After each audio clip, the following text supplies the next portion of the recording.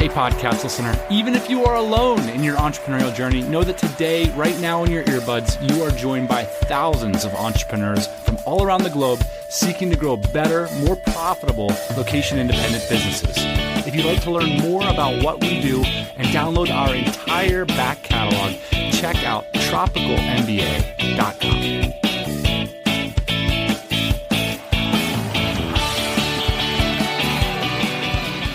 You're back to the pod. Thanks for joining us. We're here to deliver for you today. You want to guess where I'm at? I'm at the Boss Man's kitchen table. That's right. While Boss Man's out on a mini family vacation, I'm here babysitting his cat. This is no ordinary cat. Moxie the cat was the source of our very first business idea, and that was designing cool-looking furniture for him. You know, he's really gotten a big head about it. It's been a really fun weekend, and right before Ian took off, we got a chance to reflect on this year's DC Austin 2019.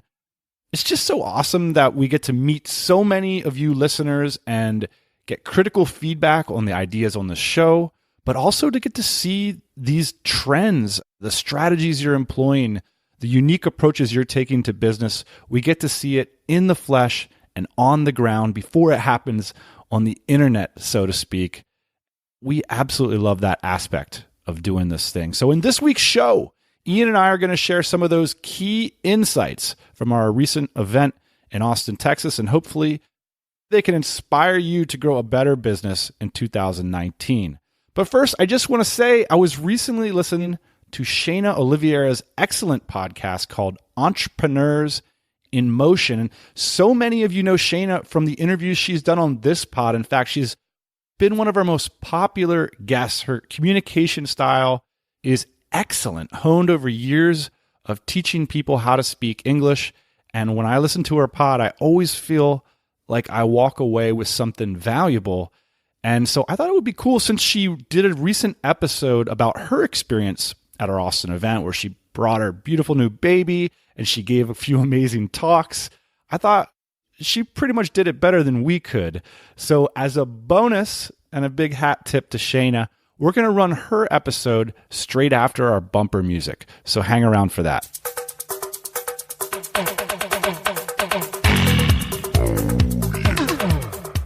The 4 insights that we had this year at DC Austin, we hope you find them insightful. All right, Ian, the first one, let me put in a little context. Typically, after these events, we come on the show and we're so proud of what our fellow entrepreneurs, our friends have accomplished. We come on here and we're like, man, everybody's just crushing it. That was true of this year's event as well. But there's another category that I can relate to even more personally, and I'll call it the 6-figure stall or the 6-figure slump. Let me try to describe it to you. So often we talk about this first 3 years or first 1,000 days of transitioning from having a job to becoming an entrepreneur. And it's so tough. You know, you're having to pay other people more than you pay yourself, and you don't know if you're going to make it, and clients aren't paying you on time. And it's really, really challenging even just to replace what you made as a corporate warrior or as a day-to-day punch in the time clock. But we all know the benefits, right? You can do it from anywhere in the world. So can your team. Take Wednesday afternoons off to take a jog or go to the dentist without your boss harassing you. But we often find ourselves in this 6-figure slump, which is that, look, the things that got you from JOB to Wednesday afternoons at the dentist are not the things that are going to get you from, I make 6 figures off of this internet website that I built to I own a 7-figure company that a general manager runs, or I run with a team, and I get paid 6 figures from that. Yeah. Ideally multiple 6 figures.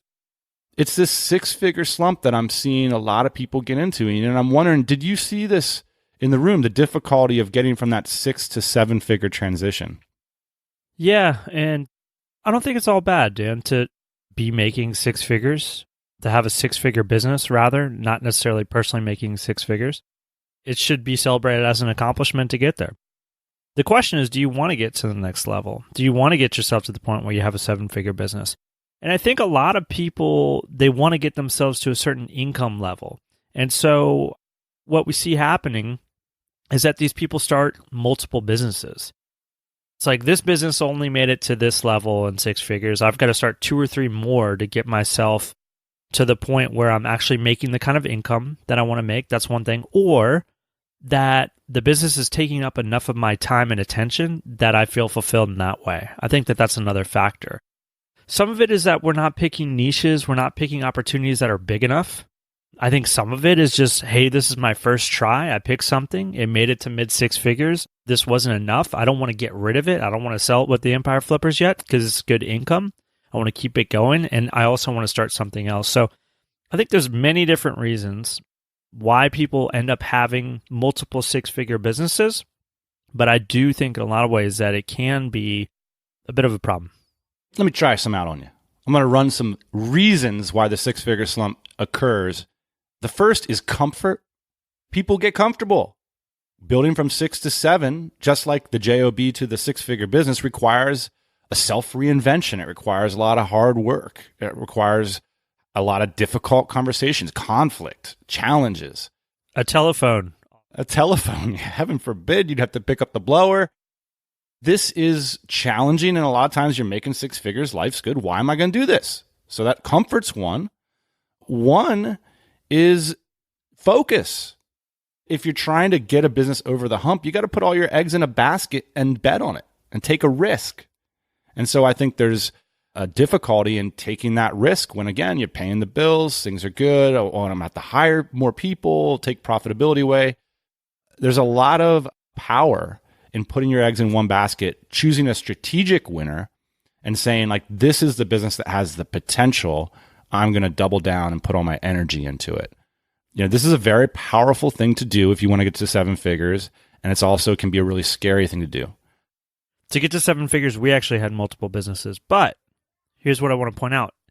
They all had the same process. So we were manufacturing products. We had 3 different niches within manufacturing, but every time we went to manufacture a product, every time we went to sell a product, it was all the same process. Yeah, so I would split hairs with you and say, that's not really having different businesses, that's having different brands. I think you're right. It is different brands, but a couple of those brands initially, we found out very quickly they didn't have the capabilities to get to 7 figures. What we did was we basically didn't pay as much attention to them. Yeah, we relegated them. And then we started to pay more attention to the brands that we knew could make it to 7 figures and ultimately did make it to 7 figures. I don't think this is like the easiest thing in the world, Dan, to like pick winners right out of the gate. But when you do identify something that is working, focus on it. I struggle between what is the core skill set you need to address here? Because sometimes I worry when entrepreneurs blame themselves too much in this process. Like, the products that you put out there into the world will have a lot to do as to whether you get to this 7-figure business. As an example, I see a lot of entrepreneurs struggling with small marketing services firms. It's interesting because they blame themselves, like, if I was more productive, if I managed my staff better or whatever, I would have that 7-figure business. And I'm like, man, that is the hardest business to run in the world. Like, you have to be an awesome entrepreneur. You have to go to every freaking self-improvement conference there is in order to run a multiple 7-figure marketing services agency. You know what I mean? Like, you're making it hard on yourself. Like, in my case, I would prefer to choose a product business or a more productized service that is much more scalable and doesn't require me to be a superhero every day of the week, if that makes sense. So on the one hand, you can put a lot of emphasis on choosing the right battles. On the other hand, there is legitimate skill set involved in getting over the 6-figure slump. And one of the key areas, I think, is leadership and vision. I think entrepreneurs that are making a good living, they understand a skill set on the internet, whether it be like SEO or content, or they're just really good at what they do. They really undervalue what it means to run a business, what it means to be a leader, and how you set the vision, how you set the tone, how you hire people, bring people into a vision and motivate them on its behalf. These are the sorts of things you're doing as you move into the 7-figure territory. Some people might say, oh, that's just correlated with having more money around. Sometimes it is, but most of the time, it's actually being able to motivate people on behalf of the vision that's going to allow you to develop the capacity to even bill 7 figures a year. I think there's two things that we're talking about. One is, have you picked a market that's big enough? Or like you said, are some of these services-based businesses capable of making 7 figures? Yes. Is it the hardest thing in the world to do? Yes. What are your odds? Number one. And number two, are you up to the challenge personally? A lot of people that I meet that have 6-figure businesses, I think that they probably want 7-figure businesses so they can say that. Maybe it actually isn't that meaningful to them, but it's like one of the things that their peers are striving for. Maybe they want to buy a boat. Yeah, maybe they want to buy a boat, but they actually don't want to interact with a team. They actually don't want to pick up the phone. And honestly, Dan, I think that that's fine.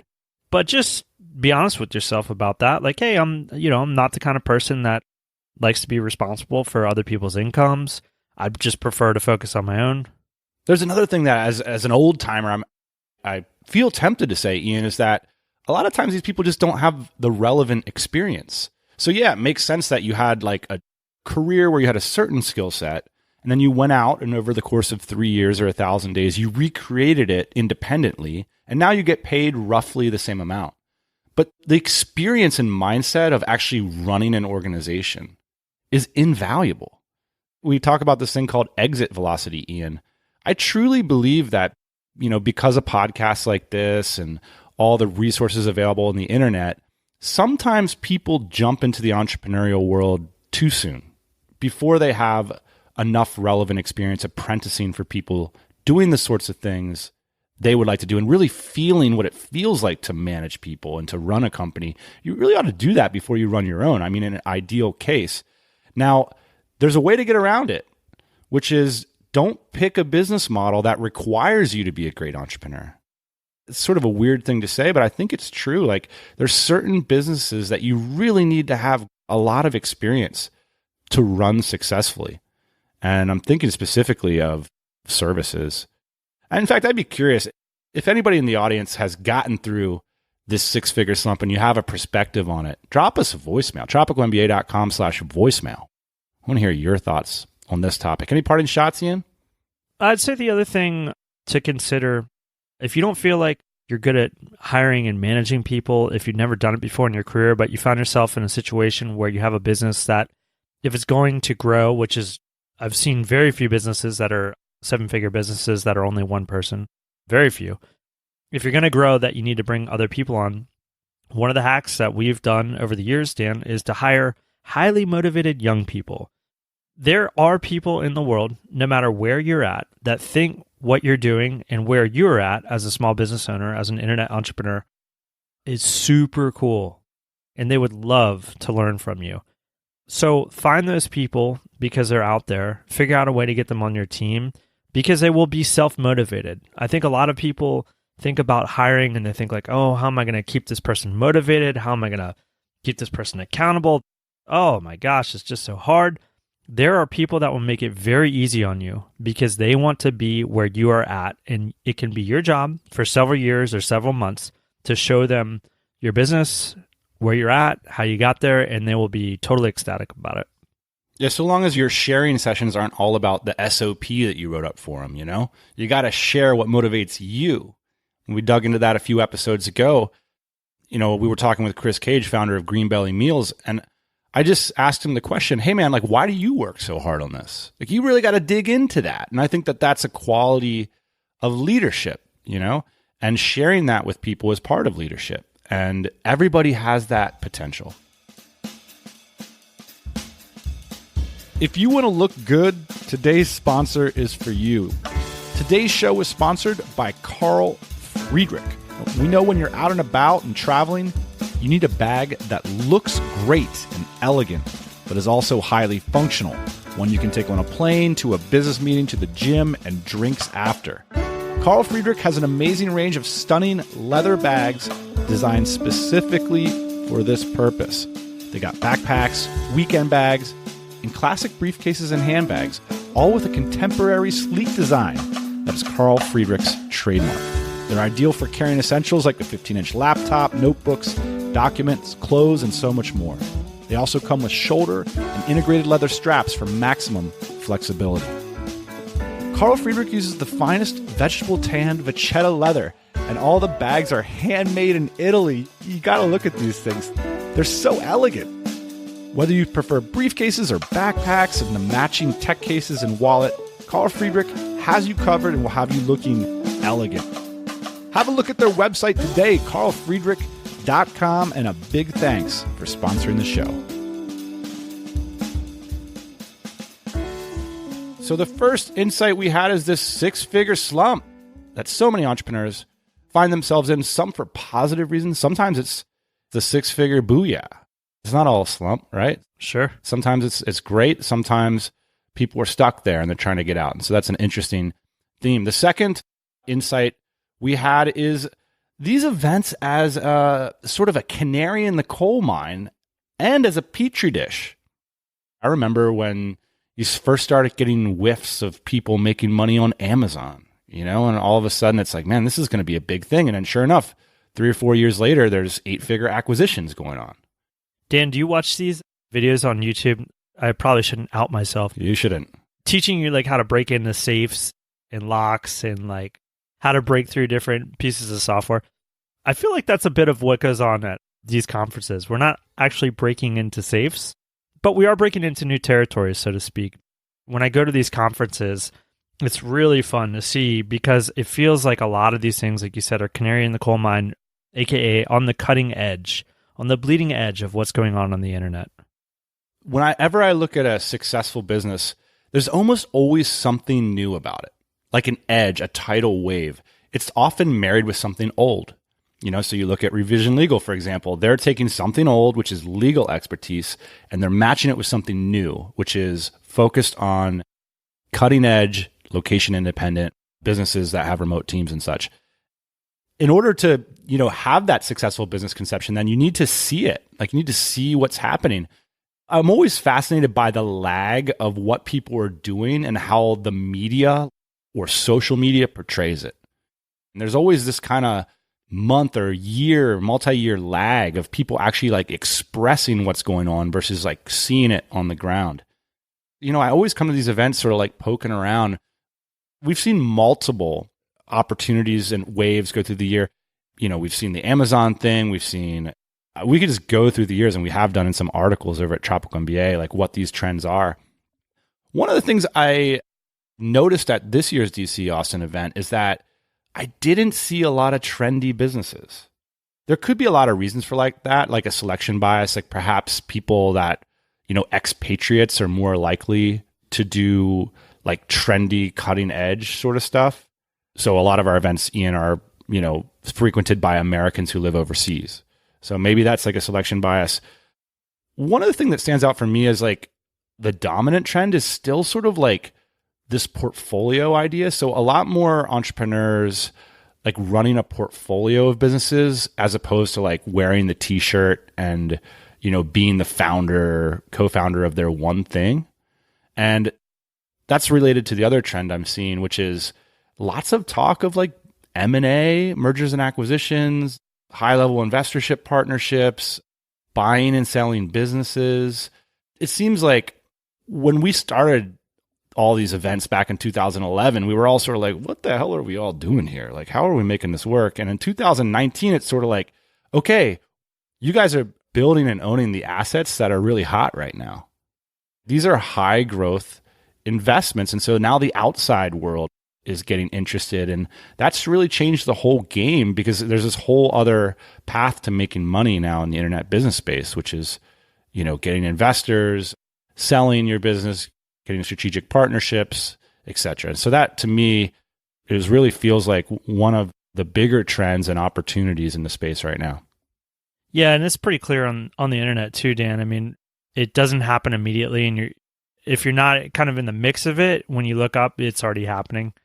As soon as VC started to come and be interested in bootstrap businesses, it was oh, okay. These guys can't figure out where a better place is to put their money, or this is a good opportunity for them. Yep, this is definitely a good opportunity.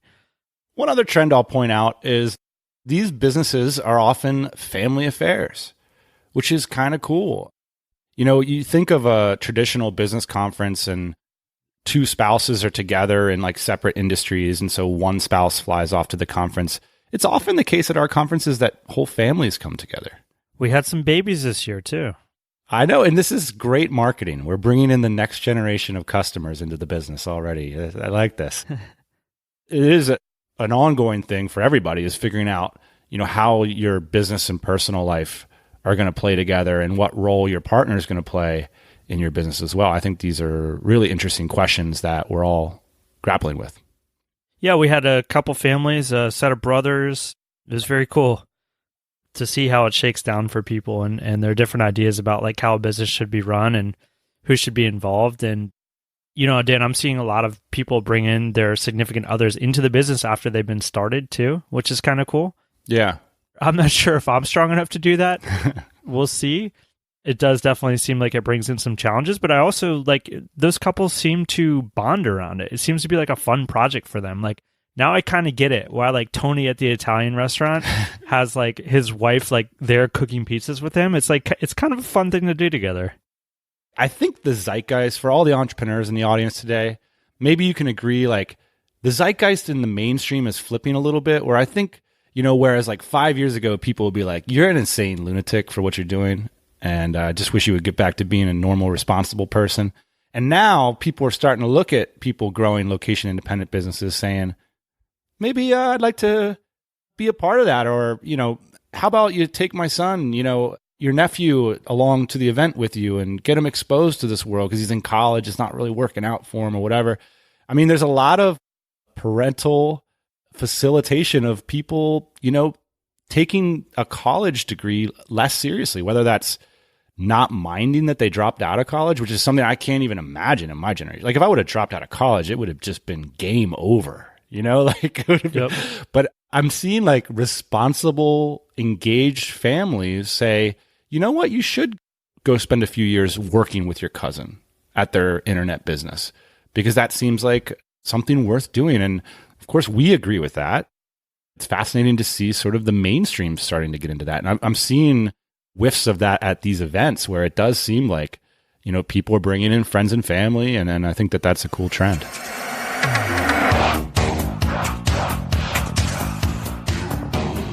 Alrighty, and two more insights from the event. One is the power of community and the rare and valuable conversations that happen in that community context. There's something magical about coming to these events, and it's hard sometimes to describe afterwards. But there's a kind of intimacy that happens when you're all sort of in the room under the premise of we're all facing similar challenges.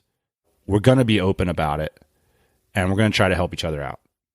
And so it doesn't take very long to get to the core of what that person cares about.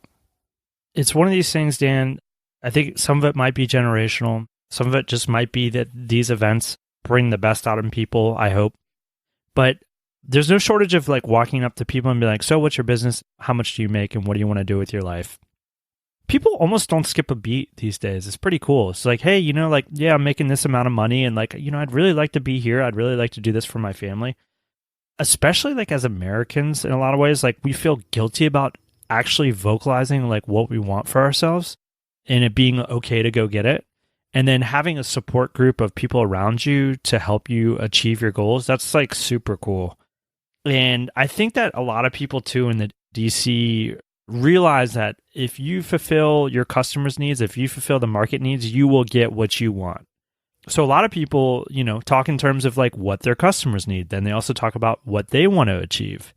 And I've believed this for a long time, Dan. It's like if you can fulfill what your customers need and want, you will ultimately get what you want out of life too.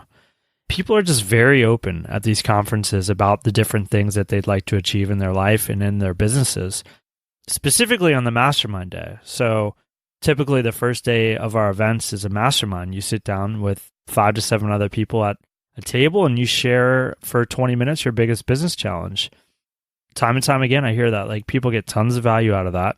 People stick with those people oftentimes for years, continuing those conversations. people track with those people. People start businesses and relationships with the people that were at their table. It's the basis for conversations for the rest of the weekend. So it's like, oh yeah, I was at the table with Jimmy. You should go talk to him. He makes bags. And then introductions are made. Certainly when I think the more valuable days out of the week is the masterminds. It's because people are willing to be vulnerable and share what they want. Our producer made a note here. One of the things she found valuable, she said, listening to and learning from people's experiences is way more valuable than any course. One memory I had, and I just had countless wonderful conversations, but one was, it was a sunny day, the conference was over for the day, and there's this wonderful patio right outside the Sheraton, and everybody, grabs a drink, and we're sitting around under the umbrella, and it's just amazing, like the intimacy of people sharing what went right and what went wrong and what they're thinking about. And, different people know each other at different levels, and this is the way you really bring people in. One of the things that in those sorts of conversations that has emerged is people sharing their failures. A lot of what I've noticed is that at the core of so many of our failures are when we did something for money or we became opportunists. This is a bit of a theme for me over the weekend, is someone saying, I just thought it was a good business opportunity. And so, they put a little resources into it, whether it's their time, their energy, put some money behind it or whatever. And often those stories end in failure. It makes me think of something I think about so often, Ian, is that I think the core of successful entrepreneurship really comes down to knowing the difference between value and money. Really looking to what's valuable. And so many of our failures, Ian, are when we did something because we thought we'd make money. Because of that, we weren't all in emotionally. And because we weren't all in emotionally, we didn't see that or feel the value there. So we weren't able to understand our customers. And those things failed for us. I heard a lot of those stories over the weekend, people just going for money and failing. I think there's so much strategic value to having your soul in the game, your heart in the game, and really looking at value. Going after money, and then I'd say, Dan, the second place loser after that is following your ego. So I want this to exist. I think this should exist. The world needs this, that kind of thing. And then when you launch it, when you're in it, not listening to the feedback, whether it be like, yeah, this is great, you were right, you're validated. Okay, cool, now we can go forward. Or, nah, this isn't really it. No one is enthusiastically pulling out their wallet. Maybe this isn't a good idea. And then continuing to push forward, continuing to burn money. Fantastic. Well, Ian, so many highlights. I hope one day every listener of this pod will join us at one of these events. There's just a magic environment there. I always get so motivated, Ian. I have so many pages of notes I'm trying to prioritize and focus on the changes we're going to make. So many things to look forward to. Just a few I want to point out, Ian. We've got this goal of making 500 placements at Dynamite Jobs by October, which is DCBKK, our big event in October in Bangkok. That's an aggressive goal. We set it with our team in our team retreat like we talked about last week. I'm excited about that and our team growth. Both headcount.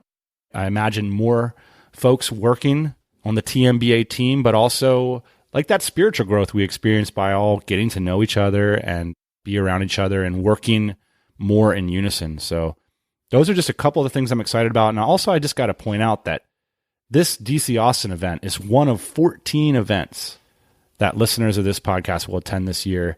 There are thousands of TMBA listeners meeting up in cities worldwide this year.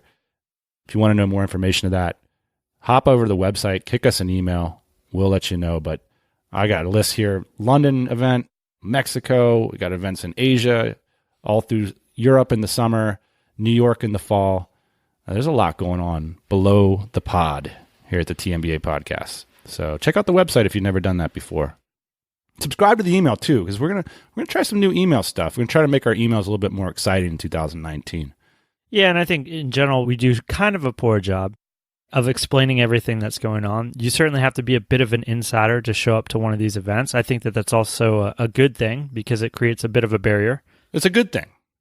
There's a culture there to people who are really invested and understand what we're all about. People don't show up to DC Austin saying, cross their arms. All right, tell me what you got for me. If that's your attitude, like, what can these guys do for me? What can I get out of this? And just don't come. Like, the whole point of the event is to show up and to contribute and to help other entrepreneurs along their journey. That's why those conversations are so memorable. If everybody's sitting there trying to figure out what they can get out of each other, like, who wants to be at that party? That party sucks. That's part of why I do think, like, making it a little bit opaque and why we don't, like, have these really clear, come to the event and you're going to get this and you're going to experience your ROI guaranteed. It's like, that's not going to attract the right type of people, right type of entrepreneurs. Boss man, it's been a pleasure. You know what I'm going to do the rest of the day? I'm going to hang out in your house, man. I'm going to use all your stuff. I'm going to watch your Netflix. I'm going to use the ice maker on the fridge. There's so many fun things to do around here. I'm going to hang out in your camper, maybe take your motorcycle for a spin. It's going to be madness. So have a good time and pet the cat with your foot. That's almost it for this week. But before we go, we just got to give a big up to a few businesses without whom we just wouldn't be able to put on these awesome events.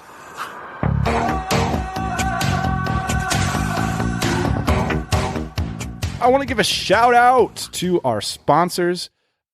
An awesome sort of business idea on your part, Ian, was to start to include sponsorships into these events, which, as many of the listeners know, events are very, very difficult to make profitable, particularly if you're not asking people to run to the back of the room with their credit cards, And so sponsors has been a bit of a revolution for us. And the cool thing is that these companies are all sort of community companies. They're homegrown companies. If you give me a second, I just want to give them a quick shout. The first one is Sassicorn, which is SEO for SaaS software companies. This is a company founded by SEO genius and many-time TMBA podcast guest Travis Jameson. He's long ran a firm called Supremacy SEO. Now, Sassicorn's vision is more focused on software companies, helping them achieve high growth through their marketing. And the thing about Travis is he doesn't just talk about it, he bees about it. It's interesting when we look around at investors in our space, Travis is always the one I come back to. It's like, man, this guy really knows how to grow businesses. Yeah, looking forward to seeing what Sassicorn becomes. I think it has some interesting potential. I've kind of thought this before, Dan, but it seems like investing in businesses might not be enough in terms of helping them grow. But investing in businesses and like sprinkling on a little bit of Travis sauce, whether it be like SEO or some discrete skill that you have, I think that that's really a winning combination. Absolutely. Our next sponsor was the Empire Flippers. Many listeners are familiar.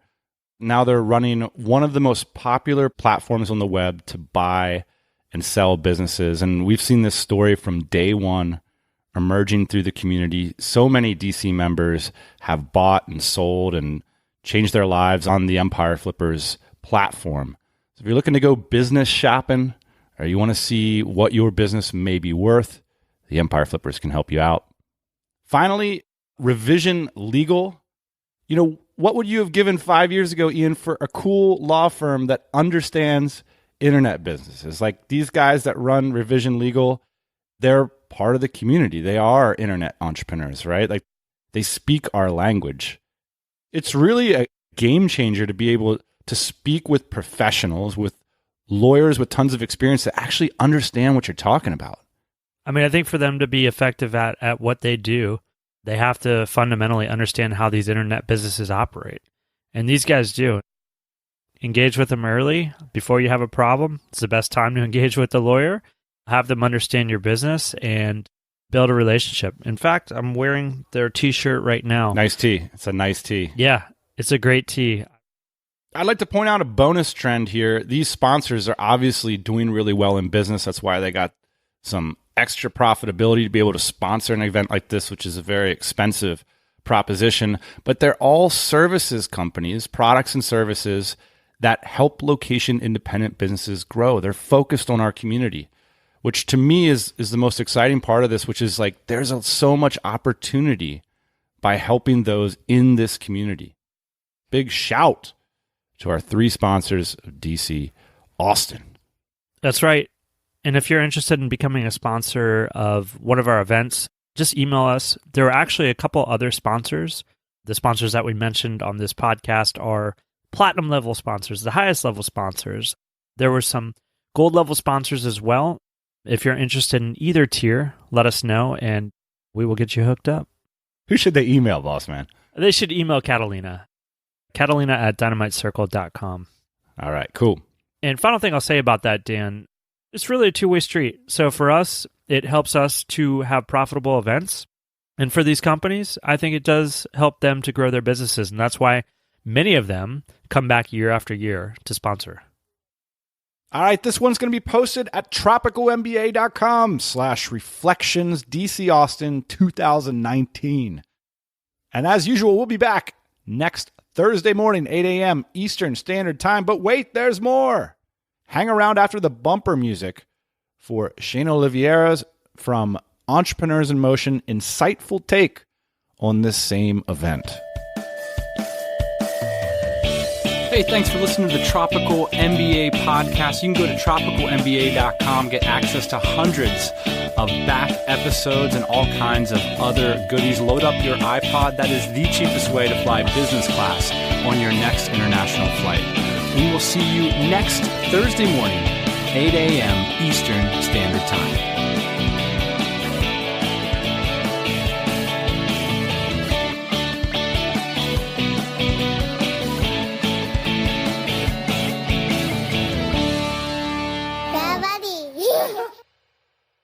Entrepreneurs in Motion, episode 108, 3 takeaways from the DC Austin conference. Entrepreneurs in Motion is the show for people who are action takers, not excuse makers. If you're a location-independent entrepreneur who's actively working on growing your business, then this podcast is for you. We'll be talking business, growth, strategies, mindset, and breakthroughs that can help you take things to the next level. Are you one of us? Come join the conversation at entrepreneursinmotion.com.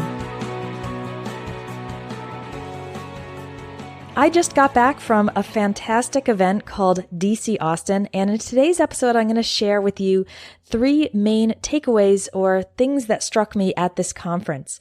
To give you a little bit of context, DC, or the Dynamite Circle, is a group of entrepreneurs that I've been a part of for the past several years. It's probably been about 6 or 7 years now. And it has not only online discussion forums, which are great, but also quite a lot of in-person meetups.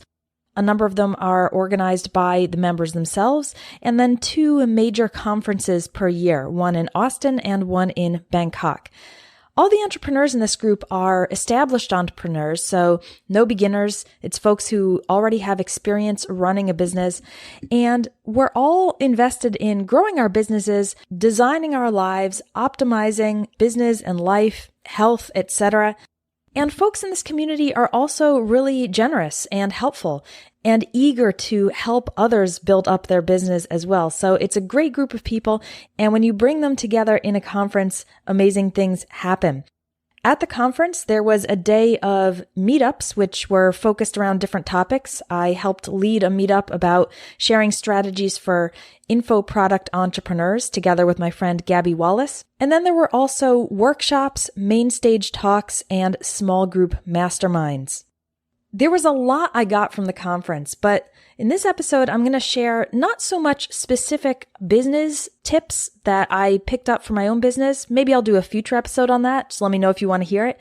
But more general principles that are broadly useful to all entrepreneurs. The links and show notes for this one will be at entrepreneursinmotion.com/Austin. Okay, so takeaway number 1 seems really obvious, but it's fascinating to see it in practice. And that is that different entrepreneurs have different strengths and weaknesses, sometimes independent of their stage of business. So what I mean by this is that what you consider easy or basic, or of course everyone can do that, might actually be someone else's biggest struggle. Let me give you an example. I mean, for me, I'm a prolific content producer. I can produce content all day long. I've produced over 1,000 blog posts for my main business, 500 plus YouTube videos, etc. That is my strength. It's easy for me. But it took me 7 years to make my first hire. That was really hard. Whereas others have hired like 3 months into their business and then something else is difficult for them. Maybe they have a really hard time with organization or systems. Then you've got folks who are amazing with technology and marketing is kind of their kryptonite. And then you'll have another entrepreneur who is great at marketing, but terrible at numbers and the finances.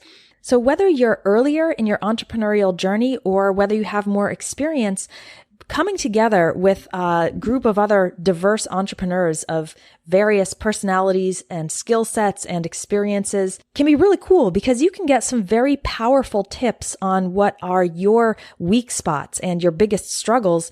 And then you can help other people from your strengths. You might not think that you have anything to offer, but like I said, the things you take for granted because they're so easy and natural to you might be what someone else is really having a hard time with, and you can help get them to break that barrier when you encounter them at an event like this. The second takeaway, somewhat similar, is that when you go to a big conference or event that's a couple of days really jam-packed with information and meetups and parties and socialization, is that one nugget could make a huge difference in your business. So if you go into a conference expecting everything to be directly relevant and actionable for you, well, that's probably not going to happen. Just listen to some of the examples of topics that were covered in the workshops and the main stage talks. I'm just going to list a couple off the top of my head. There was hiring a CEO to remove yourself from the business, dealing with entrepreneurial anxiety, optimizing for customer interaction, conversion and design teardowns of websites, how to have a drama-free business breakup with a long-term business partner, how to create real company values and put them into practice. And then there were really specific workshops on podcasting, on e-commerce, on SEO, on tips and tactics for live streaming. A really wide variety of topics. So not everything is going to be relevant or actionable for you, but there might be just one single idea. Maybe it's from a talk.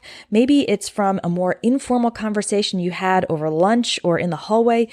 Just one nugget that has a deep and transformative effect on your business.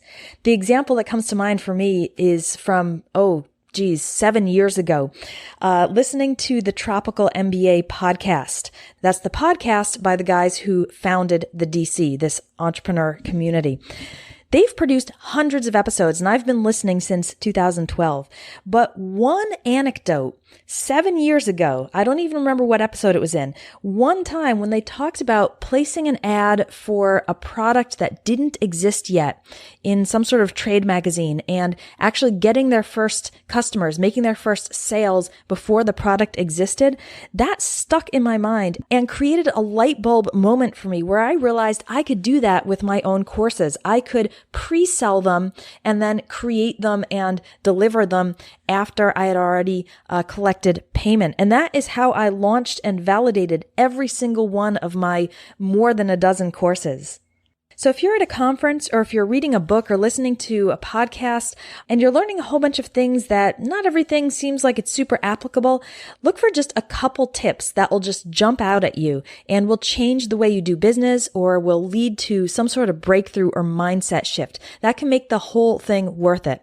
It's actually kind of good that not everything in one of these conferences is immediately applicable to you because it can be kind of like a fire hose of information. So look for those nuggets that take hold of you and can really transform your business or your life. Takeaway number 3 is don't underestimate the value of outside feedback on your business. So part of this conference was small group masterminds, where you are grouped with 6 other people who have something similar to you, whether in business model or industry or level of experience. And you go around the table, each person gets 25 minutes to briefly describe their biggest business challenge, and then everyone else, they're on the hot seat, and everyone else gives them tips and suggestions or asks probing questions. Now, I actually didn't have very high hopes going into my mastermind, not because of the other folks in the mastermind. They looked great, actually. The conference organizers did a really good job of matching me up with people who are in similar business models. But the reason I didn't have high hopes was that, honestly, my business is going pretty well right now, and I couldn't think of any major challenges. So the question I put to the table was this really vague one, which was basically, how else can I grow besides what I'm already doing? I was thinking I was just going to get some generic tips or that the discussion would go kind of nowhere. But once I put a couple strategies I was considering on the table, seeing the other folks in my mastermind group react to those and then discuss them either clearly reinforced that idea or refined or improved the ideas, or else brought things to light that showed downsides I hadn't thought of. When you do a mastermind like this, you're going to get a lot of suggestions, and of course, you're not going to implement all of them. Some of them might be just off point. However, the discussion really led to a lot of clarity, as well as several good ideas that I wouldn't have come up with on my own. So, as solopreneurs, we often tend to be DIYers, we tend to be independent, and we tend to like to come up with the ideas and think about them on our own. But it's really extremely valuable to get external feedback from your peers, other entrepreneurs, preferably those who are in a similar niche or the same niche because they really understand your market, or those who are running a similar business model. So in my case, everyone at my table ran an info product business through an online course or a membership site delivering online courses. And so that harmony of business models allowed us to understand each other's businesses better and give more specific tips. Well, what if you don't know anyone else? What if you don't have other entrepreneurs in your industry or in your same business model or at a similar level to bounce ideas off of? Well, you can join a community. If you listen to my episode, I can't remember which number, but it's at entrepreneursemotion.com/worthit. It's called Our Entrepreneurial Courses and Communities Worth Paying For, I think. I talk about a couple different communities in there as well as my experience with them. And if you don't want to join a paid community, there are a number of Facebook groups as well. Or you could just reach out and connect with other founders. You're in your niche. You probably know who else is in your area or who else has a similar business to yours. So use their contact page. Look at their about page on the website, learn a little more about them, and then shoot them an email saying, hey, would you like to get on a call and we chat about our businesses? We could help each other out. One site where you can find a lot of cool in-depth interviews with entrepreneurs in various business models, from software to courses to, I think there's some physical products people on there, is indiehackers.com. Tons of interviews. They publish revenue numbers, and that's a great place. I think there's also a discussion forum and a pretty robust comment section. So that's a good place to connect with other folks who are working on growing their businesses. So those were three main impressions I had after attending this conference. One, how different people have different strengths, and what is easy and obvious for one person might be someone else's biggest struggle. So that's why it's great to help each other. Two, about how one or two nuggets in that huge gold mine of information can really make a big transformative difference for you and your business. And three, don't underestimate the value of outside feedback on your business. I was, I guess, maybe a little arrogant or I'd forgotten how important it is to have other people's eyes on your strategies and plans. And so I was pleasantly surprised by my mastermind. A couple of other tidbits from this conference. I presented twice, actually. So once was co-leading that meetup about sharing strategies for info product business owners. And the other one was a workshop about how my business grew 20% while I barely worked on it, thanks to the birth of my daughter last year, maternity leave, travel, and then very limited time. I had to really drill down to my business's essentials. And as a result, it actually grew more than the previous year. Both of my talks were very well received. I got lots of great comments on them. And I really enjoyed giving these presentations. I like addressing a small group. There were maybe 15 to 40 people in each workshop. That's kind of my comfort zone. I actually prefer that as opposed to main stage speaking. I think my presentations were pretty valuable, clear, and chock full of good info. The only thing I'd like to improve is that I felt a little bit rushed. I tend to pack a lot of info into my presentations, and then I feel like I need to kind of speed through it so as not to run out of time. So I'd like to improve my pacing and delivery of my presentations. Maybe learn how to pause and let some of this info or the points that I'm making sink in for my audience. But I'm learning, I'm improving as I go. This was also my first solo trip with my daughter. I brought her with me and tried to keep her quiet during the conference sessions. During the times when I was presenting, I actually hired a babysitter so that she could play in the hotel room and she wouldn't be upset by the fact that mommy's up there presenting and not holding her. This trip was hard in some ways. Keeping her quiet during the sessions was a little bit of a challenge, but she did great. Keeping her from wiggling off my lap on the airplane, even though she still flies for free, she's under 2. I am leaning towards getting an extra seat for her next time because it's just easier to have that break and get her off my lap and into her car seat. I'm so thankful that lots of people from the conference interacted with her, played with her, helped me when I needed a hand, like at the lunchtime buffets, and folks were just very welcoming. I wasn't really sure how it would go over having a small child at a business conference, if people were going to kind of look down on it. But a lot of people said that she was a delight, and they were so glad to see me bringing my daughter to the conference and presenting and participating as much as I could. In the future, as my daughter grows up, I'll still bring her probably, but I'm guessing that as she starts learning to walk and run, she might not be so content to sit and play with the Starbucks cup like she did in a couple of the sessions. So in the future, I may use more babysitting or else bring my husband or my parents or someone else who can come with me and maybe take her out, do some sightseeing, and they can have fun while I have fun nerding out on business. That's it for now. Thanks for joining me today. If you were also at DC Austin and you'd like to chime in with your experience, come on over and leave a comment. entrepreneursinmotion.com/Austin. Hey, thanks for tuning in. If you are an entrepreneur in motion, I'd love to hear from you. So head over to entrepreneursinmotion.com and weigh in with your comments. Keep on hustling, and I'll see you next week.